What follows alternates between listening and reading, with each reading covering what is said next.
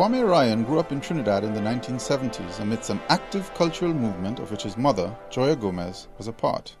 My mom, Joya Gomez, Joy Ryan at the time, was an actress, and so I spent a lot of my childhood watching rehearsals in the Little Carib and in Trinidad Tent Theatre, and certainly developed a love of the performing arts, and music in particular was something that was always in my family home in one form or another. So his desire to make music his career was not surprising. But the scope was limited in Trinidad, and by age 12 he had reached the local limit. Yeah, I went as far as I could in the Trinidad school system, and then at some point I needed to go away. He went to the Oakham School in England, and then to Gonville Keyes College, Cambridge, and the Tübingen University in Germany. His talent was recognized early on, and he earned a place in the National Youth Orchestra of Great Britain. Even in an environment of highly talented individuals, Ryan's path was accelerated by force of ability. In his 30s, he became the musical director of the city of Freiburg in Germany. Before I came to UTT, I was a professional musician working in London and across the UK and Europe. I've known of Kwame Ryan for many years by reputation.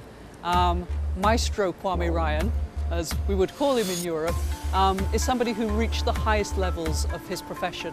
He's highly respected and highly regarded internationally. In 2007, became director of the National Orchestra of Bordeaux, France, and later the National Youth Orchestra of France.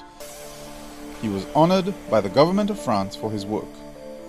But mentoring young musicians led him to think about the musicians in Trinidad and Tobago who would not have access to the opportunities that he had.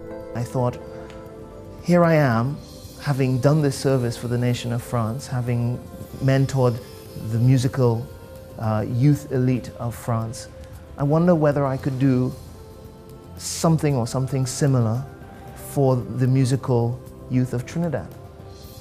And in 2012, I was invited by the Heroes Foundation to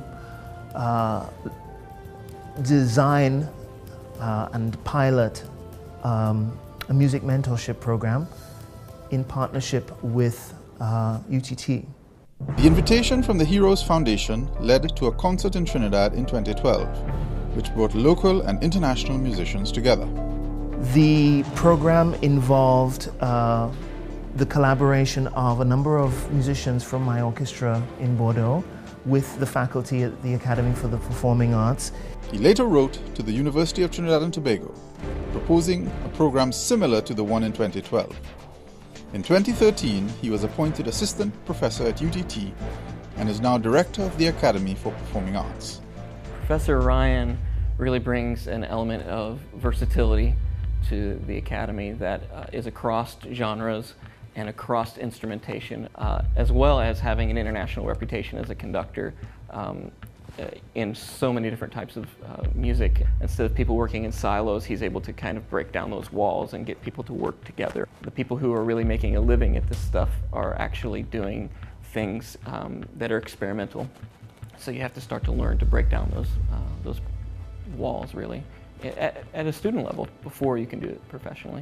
He's initiated such projects as Youth Music Exchange, which has provided opportunities for young musicians to go on exchange, have exchanges with their international counterparts, to have exposure and opportunity overseas. Trinidad and Tobago's musical attention has been focused on the steel pan, but Ryan feels the country has not exhausted its musical potential. Right now at the Academy we see the highest level of music making within the pan studio. That's entirely natural. It's the national instrument of Trinidad and Tobago. Our goal in the music department of the Academy is to see other instrumental areas and families achieve at the level of the pan studio.